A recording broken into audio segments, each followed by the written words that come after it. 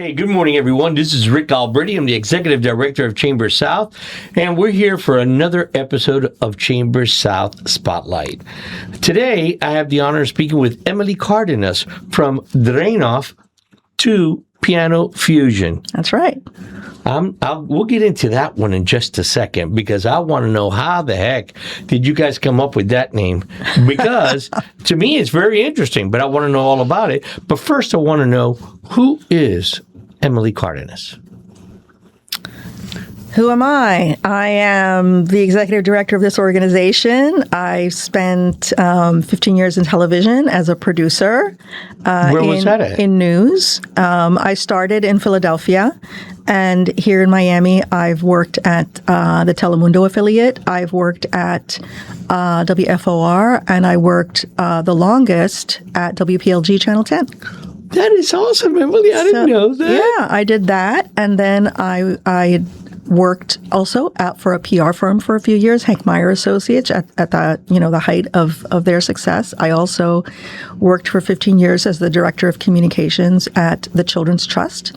From its very beginning when it was voted into creation for almost 15 years. I did that. Excellent. So you know some of that group as well, I do. The Gloria Rojas, David. Of course, yes. And I've worked as a consultant for some, numerous non-for-profit organizations, including arts organizations. I was the executive editor of the Miami Times and the Biscayne Times newspapers. Good, look at you. And now I'm at Dranoff. No, it's been a long road. When I go through the resume, I was like, wow. Yeah, it has been a long road, but it's a good road. It is. And were you born in Miami? No, I was born in Hartford, Connecticut. And I grew up predominantly on Long Island and attended public schools and went to Temple University in Philadelphia, stayed there for a few years. That was my first job in television. And then I relocated here. I've been in Miami for a little more than 30 years. And what made you come down to Miami? So I'm bilingual, and okay. I wanted to use my Spanish more. I'm of Cuban heritage, so Miami had a certain allure. And so I accepted this position at Telemundo, right, which was my first foray in Spanish language media, which was a very, really interesting transition for me, not having grown up here. And then... But then I went back to English. Yeah, you know what? I mean, I am also of Spanish descent. I'm Cuban. I was born in Cuba. But wow, when you've been here so long, I arrived when I was 1.5 years old from Cuba. And I think in English and try to speak in Spanish, and lo disparate que te digo are out of control. Yeah, you have to be careful when it's not your native. It wasn't my native language. I learned it from my grandfather when he came to the United States in 1969 during the freedom flights. And so he came to live with us, and he didn't speak any English, and I didn't speak any Spanish, and so Grandpa taught me how to speak Spanish. That's awesome. And you taught him how to speak English. So much. So tell me about Dranoff to, am I saying it correctly? Dranoff. Dranoff to Piano Fusion. What is it? How is it? How long have you been there? Tell me about this. So interesting about the Dranoffs, we were talking about Connecticut. The Dranoffs were originally from Connecticut. Okay. And Loretta Dranoff, who's the founder of Dranoff, founded the organization as in tribute to her husband who passed away, Murray, and it was created originally as the Murray Dranoff Foundation. Right, in honor of her husband, and she and her husband were a piano duo, and they had an entire career as a very well-known piano duo in the United States and abroad. And so it was her dream to create a piano duo competition, an international piano duo competition, and she did that. And the competition, the Dranoff International Competition, Piano Duo Competition, was the first in the world, and it was here in Miami 40 years ago. No way. How it started. And, if people know what the cultural community was like 40 years ago in Miami, there was not a lot happening here, right? Long before the Arch Center, long before so many of the companies that are here today operating, and Loretta got quite a lot of funding from local philanthropy to bring this competition here, and she created it from nothing, and it became worldwide, very famous. Pianists came from all over the world to Miami for that competition, and it went on for quite a number of years, for many years. But then Loretta started to age and become ill, and she passed. I believe in 2011. And then Carlene Sawyer came on as executive director, and they continued the competition for a few years. But then, with the way things were advancing culturally in Miami, the funding for the competition kind of dried up. And so Carlene smartly decided that the organization needed to move beyond the competition and work to promote and present two-piano repertoire. And so it moved in that direction. And so today we present two-piano concerts surrounded many times with other instruments or merging with other art forms, hence the fusion. And so over time, the organization rebranded.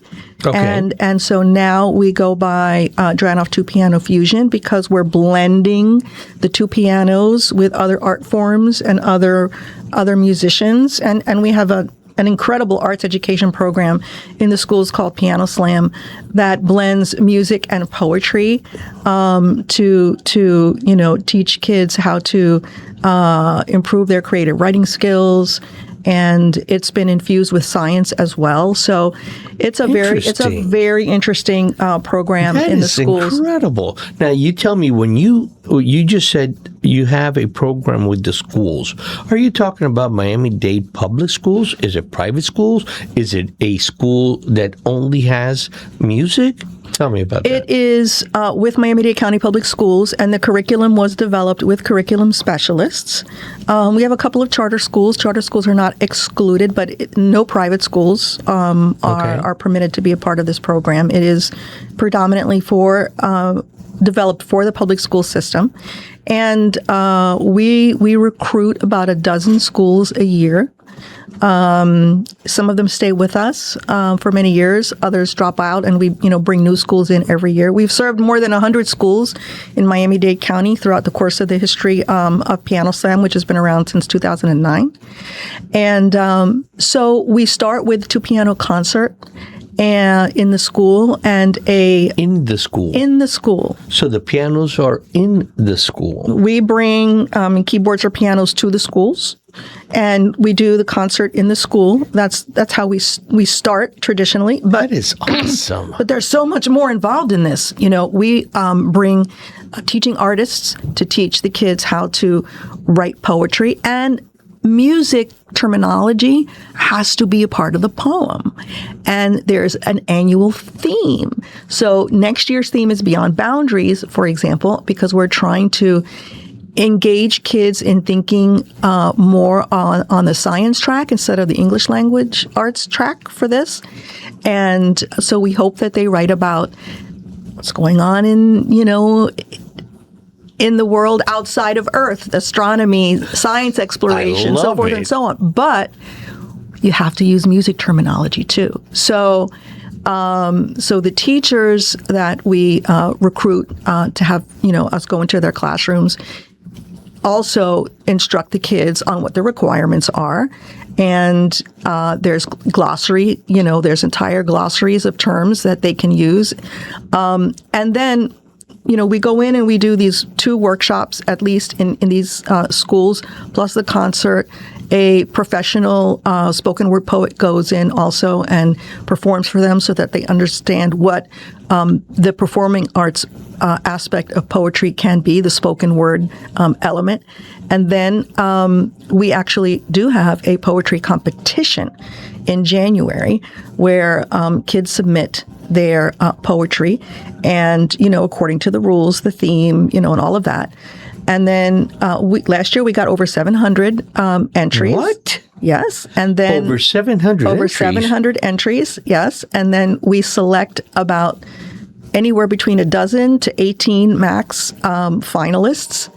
And they get all kinds of performing coaching for a couple of weeks. We rehearse them. We create a whole show around their poetry, and then we perform it on a professional stage. We've been doing it for many years at the Art Center, but we're moving it this year to Actors Playhouse at the Miracle Theater in Coral Gables. Oh my God, that's awesome. So, Great theater. Yeah. Sure. So it's like a 6-month process, really, from start to finish. Is it a competition? It is. Between those 12 or 18 folks that are at the end? It is. And 4 winners get $1,000. 4 winners get $1,000. That is excellent. Yeah. I had no idea. It's an amazing show. You should come. No, well, I'd love to be invited. That is incredible. So you got 2 pianos, they're playing, but also it's not just playing piano. It's all about poetry. It's about fusion with music or something else. That is fantastic because I see you brought me a nice piece of literature here with some pictures on it and everything. And I can see even some ladies performing, some young girls performing. So tell me about that. We have some dancers performing next season. This season, I have to tell you, we just completed a show down at the Moss Center with Dimensions Dance Theater, talking about the fusion of music and dance. Right? I think it's a natural fusion. They complement each other brilliantly. Think of Miami City Ballet. They have live music. Sure, right? Of course. So we've been working on this collaboration with Dimensions Dance Theater for over a year, and we finally performed on July 11th, and it was spectacular, and everybody loved it, and everybody said we need to do more of that. And it's actually a vision of mine is to really do more collaborative performances with other organizations. I think it's the way to go in today's economy. No doubt. You leverage your budgets, you leverage your audiences. I'm definitely interested in doing more of that. So next season, we have a lot going on. Since it is our 40th anniversary season, we are going to be opening with a classical program at the Aventura Arts and Cultural Center. Excellent. In November, early November. And that program is going to also premiere a new chamber composition by composer Adam Schoenberg, who is one of the finest living composers of classical music in the United States today. And so we're premiering that. And we have 2 incredible pianists. And we also are bringing the Amernet String Quartet, which is FIU's, they're in residency at FIU. So we're going to have the quartet and these 2 pianists. That's in November. And that'll be this November. That'll be this 2026. November, 2026. That's our anniversary show, our big anniversary show. And then in March, we have Latin 2 piano. February, I lie, February 5th and 6th. And that's going to be in Coral Gables at Sanctuary of the Arts. We have an incredible duo that we're bringing in from Madrid, Duo Scarbo. Wow. And they're fabulous. It's going to be classical music from Spain, but we are going to be fusing that with flamenco dance. Love it. And which is fascinating because, flamenco dance, most people think of flamenco as guitar. And that is, of course, the origins of flamenco is with voice and guitar. But we are going to be fusing it with piano. And there are certain selections that are in the show that are very Andalusian, right? From Andalusia, which is where flamenco, is the heart of Andalusia. So we have some pieces that have that Andalusian flair, and that's when the dancer will come out and participate in the show there. So that's going to be exciting in February 2027. I got to say, I went to a phenomenal flamenco show when I was in Spain. And I will definitely be there in February to see that. Because I also see that, like you said, you have classical music, but you got string quartets, you got jazz, and you got it all. We have jazz, yeah. We're going to be doing the jazz at Pinecrest Gardens, and that's going to be a total New Orleans jazz show, Bourbon Street Blues, I'm calling it. And we're bringing in this wonderful pianist from New Orleans.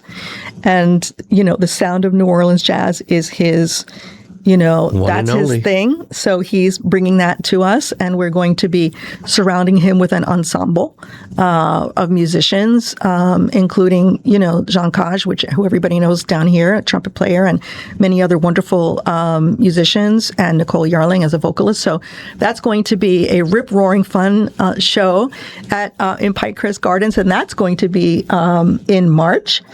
And then, of course, we've got Piano Slam in April, and who knows, we might add a couple more if we can. But the other exciting program that we launched last year is Pianos in Public Places, which is our attempt to bring piano music to the community in unique and unusual places where they might not expect it, where they don't have to pay for it. So we're bringing music to them instead of telling the folks to buy a ticket and come to us. Because I don't think enough people really know piano music or have experienced piano music. No. And so I agree with you 100%. And so we need to bring it to the people, and that's the plan with Pianos in Public Places. And we launched it at the Aventura Mall around Christmas time last year. And the shoppers were enthralled, stopped in their tracks. We did 4 concerts at the mall throughout the course of the day. They were short, like 30-minute shows every hour for 4 hours. And it attracted a lot of attention. Wow, that is beautiful. A lot of people who had never seen anything like that before were thrilled. And so we are looking for other venues that, who knows, maybe the Dayland Mall will let us come in. There's no doubt. And as a matter of fact, I'm going to introduce you to the GM of Dayland Mall. That would be lovely. So we can make sure that we look at that because they do have the space. They're always looking for something cool, new to bring in, for their shoppers to experience. That's right. And I think that is a phenomenal idea. Absolutely. And we'll make sure that we promote it in Chamber South. Oh, I would love that. All of our members. And the Underline, that's another area that I'm thinking about bringing it. A great place. Yeah. So it could be indoors or outdoors. Absolutely. I love it. Emily, tell me because you're a nonprofit organization like we are. Yeah. And there's a lot of nonprofit organizations out there. And there's a lot of budget cuts out there. How do you get the majority of your funding? So we receive our funding from multiple sources. Okay. So from government grants, from foundation grants, and from philanthropists and small donors, right? So you have to diversify your resources in order to be able to survive as a nonprofit organization. There's no doubt. That's why Give Miami Day is so important to us, right? Exactly. In November, so that we can raise a lot of our private dollars that way. But we also have some philanthropists that give us larger checks. But those are smaller. Those have become smaller every year. Every year, absolutely. So and that's why the referendum in November related to property taxes is a significant concern to the nonprofit community. Incredible concern. A major concern. Because a lot of the folks don't understand that some of that money is slated for the nonprofit organization. Absolutely. I mean, the amount of money that comes to nonprofit organizations that is funded by the county, it's a drop in the bucket to the county, but it's a lot of money for us. And so if the county loses millions and millions of dollars, because of property tax reform, people are going to have to start paying the price for that. Yep. We're going to pay the price one way or the other. Yeah. And it's just going to happen. And it's Well, it might not happen. Well, I'm not convinced it's going to pass. No, we're not convinced it's going to pass, but we're also always paying the price, whether we save it in property tax or we pay it in other services. Well, there's no free lunch, right? There's no free lunch, and that's the way it goes. But, that's why you have to continue to think outside the box like you're doing here, right, with all of these different, community events, I'm going to call them, which are phenomenal. We were originally a classical music organization, but as a small organization, I mean, maybe the New World Symphony can survive, but as a small organization, just sticking to classical music was not going to cut it for us. No, it's not going to happen. It's not going to cut. It can't. Tell me about. Let's say I'm going to pick one. Let's talk about the one that's going to be happening in February, which is El Capricho Español. What does the ticket cost, more or less, so our listeners will know? Yeah, so the ticket cost for that is, got it right here, it's $40 to $50, so it's staggered, depending on where your seat is, and students are $5 with student ID. So it's very, even less. It's very affordable. It's like eating out one night, and you can have a beautiful show there. How long are the shows usually?